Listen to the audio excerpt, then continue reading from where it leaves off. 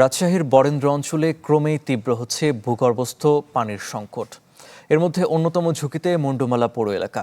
মাসের বেশিরভাগ সময় মিলছে না লাইনের পানি। চাহিদা মেটাতে অনেকেই বসাচ্ছেন ব্যক্তিগত গভীর নলকূপ।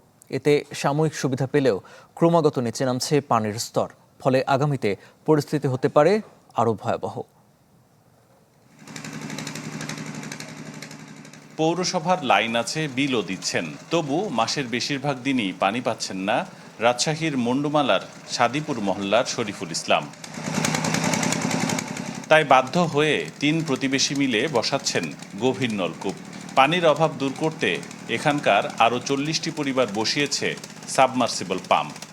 একদিন ভালো করলে আবার 15 দিন নাই এখনো, তাহলে 15 দিন যাদের কিছু নাই তারা কিভাবে চলবে? পুরী থেকে থালি বাসন হাঁড়ি পাতিল মাঞ্জা ধোয়া কাপড় চোপড় করি, আর খাওয়ার পানি খান মানুষের থেকে মোটর থেকে নিয়ে আসি।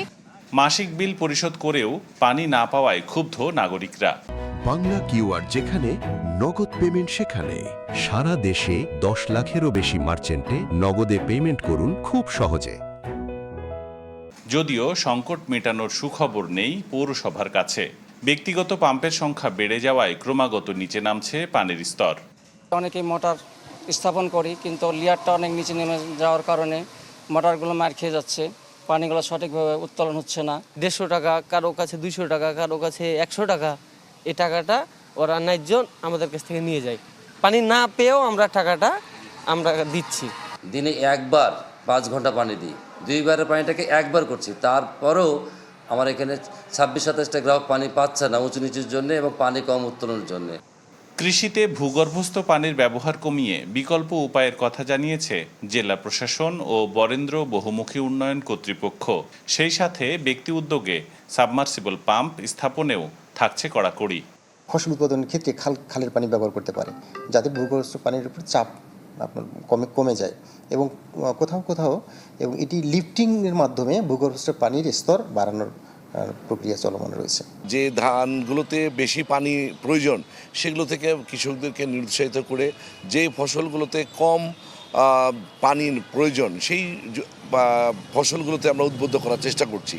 বিশেষজ্ঞরা বলছেন, পুকুর, নালা ও বিলের মাধ্যমে পানি সংরক্ষণের উদ্যোগই হতে পারে দীর্ঘমেয়াদী সমাধানের পথ।